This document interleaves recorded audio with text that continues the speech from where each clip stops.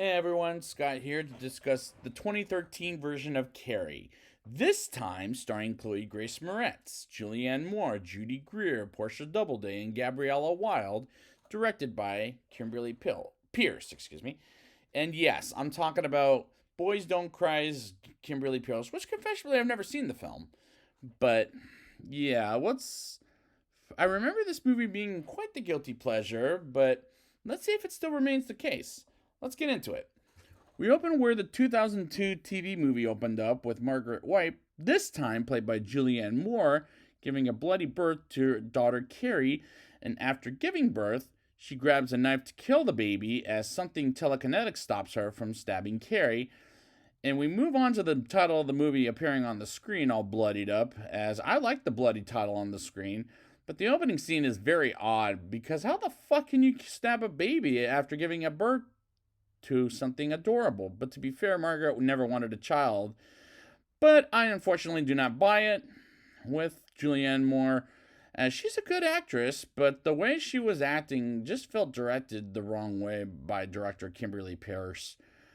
We move on to Carrie White as a teenager, played this time by Chloe Grace Moretz in high school, as she's a shy outcast this time. And the problem I'm having with Chloe Grace Moretz is pretty, as after this movie she became a beautiful woman, as she's too pretty to play an outcast character. Now admittedly, she has played one in the first Diary of a Wimpy Kid, but here I feel like she's miscast as the outcast Carrie White. But she's in PE class in a pool with the head bitch Chris Hargensen, played by Portia Doubleday, and later on naive girl Sue Snell, played by Gabriella Wilde. And I found something interesting in this movie, and that is Chris is usually a blonde-haired girl, but her hair, she's a brunette. And Sue was a brunette, and she's the blondie here. And it's interesting because usually the blonde-haired girls, not all, but most of them are the bitches in these kinds of movies. So good twist to make the brunette the bitch and the blonde the naive one, which is an interesting choice. After gym class, Carrie takes a shower, and out of the blue, Carrie has her first period, as the other girls film Carrie's meltdown and chant, "Plug it up, plug it up." And I get the impression she doesn't know how, as Miss Desjardins, played by Judy Greer this time, whom I've seen and reviewed her before with the Ant-Man films and the recent Planet of the Apes movies and Jurassic World.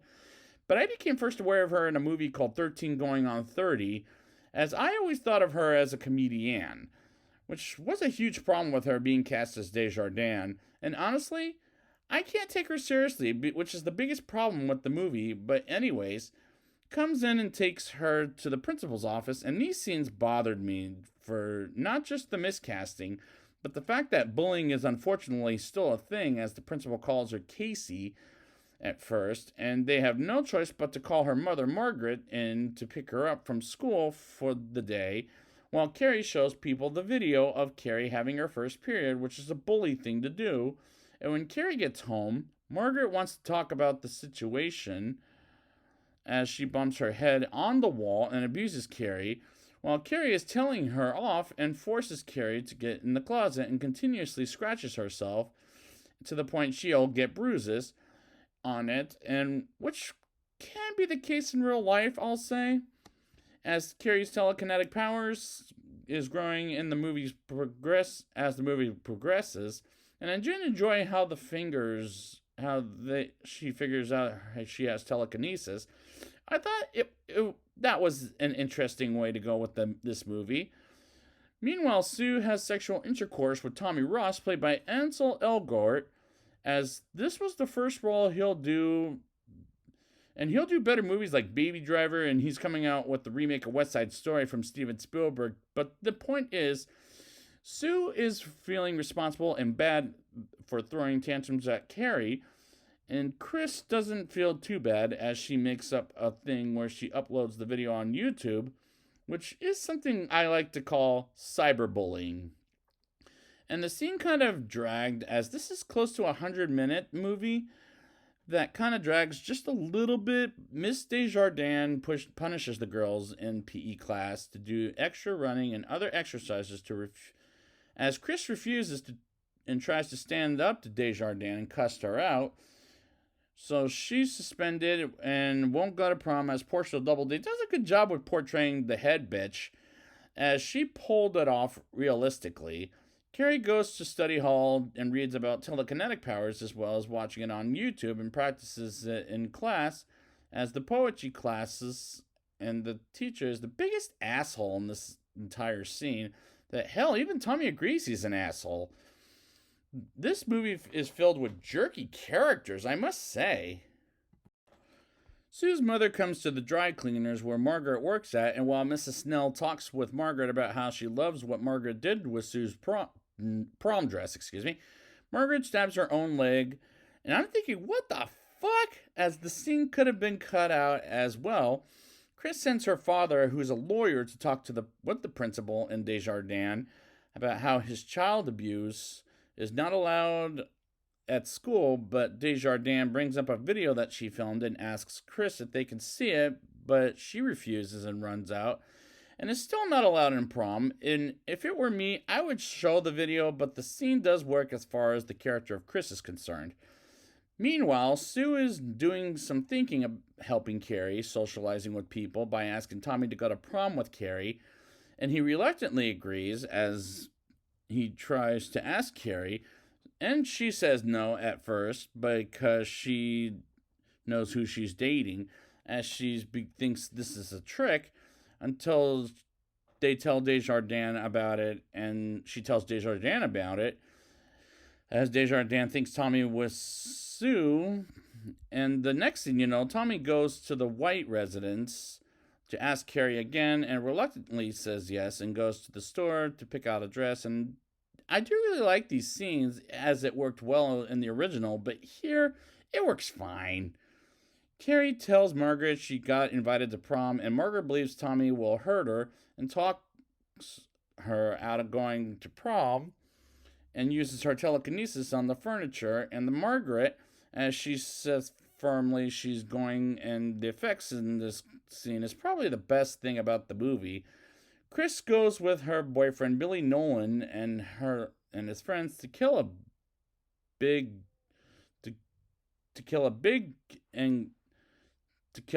pig and to get pig's blood and for Carrie. And I don't like the scene for the acting, as it's absolutely fucking horrible. Sue vomits and realizes she's pregnant, while Chris sets up the trap on prom night, and Carrie sews her prom dress and we get prom night rather quickly. I must say, this is going by so quick. Margaret says they're all going to laugh at her, and Carrie forces her to the closet, and it did look a little CGI in my opinion. Carrie and Tommy get to prom, and he helps her out with the corsage. And as they get in, Carrie meets some friends of Tommy's as well as Desjardins, saying how beautiful she looks, and they briefly dance on a slow song while Margaret breaks out of the closet, and Chris and Billy arrive as they set up the trap, as Carrie finds out she and Tommy are on the ballot of prom king and queen. And Chris sends a text to Sue that she looks good but not for long, as Sue tries to go to the school and warn Tommy and Carrie there's a trap coming for them. And as she arrives, Tommy and Carrie win prom king and queen, and Desjardins forces Sue out, and Chris and Billy pour pig's blood on Carrie and show the video of plug it up, and the bucket hits Tommy in the head, and everyone laughs at her. And Carrie decides to kill everyone for laughing at her, except for Desjardins, who didn't laugh at Carrie, and she burns up the school. And the CGI in this scene is rather bad looking, I'll say. Next scene, you know, Carrie goes after Chris and Billy, all bloodied up, and kills them while in the car. And Chris tries to escape, but Carrie has her and makes her face bash, through the window, and the car blows up as Carrie walks home, and Sue drives to the white residence, and Carrie gets home and takes a bath, and Margaret comes to Carrie after bath and stabs her in the back, And Carrie crucifies her mother like the way Jesus did and kills her, and the house begins to collapse. And Sue arrives. Carrie almost kills her, but senses a baby in her and says it's a girl and forces her out of the house, is destroyed and buried underground. As the next day, Sue goes to court and delivers a rose to Carrie. While she may rise up again in a sequel, that'll never happen. As this story felt very tired, as I think we need to move on from this particular story from Stephen King, in my opinion. Now it's time for the rating. I'll give this movie a 4.7 out of 10. The acting in this is horrible, as the couple of the actors in this movie were miscast, like Chloe Grace Moretz, who is too pretty and has grown into a beautiful woman since this movie came out, and Judy Greer is a comedian, which was a huge problem for the movie. The effects in this thing felt very fake CGI, as it looked absolutely fake, which kind of makes me sad, as there were a couple scenes that could be cut out of this, as this is a 100-minute movie. The story felt very tired, as there's nothing to make into a movie anymore, and it may be time to move on from this story by Stephen King. Despite the bullying thing, it's still happening in real life, unfortunately. But I don't like it as a plot for any movie in particular anymore, as that may be the biggest problem I have yet to date. So I'd like to thank you guys for joining me for this Carrie retrospective, and until then, they're all gonna laugh at you.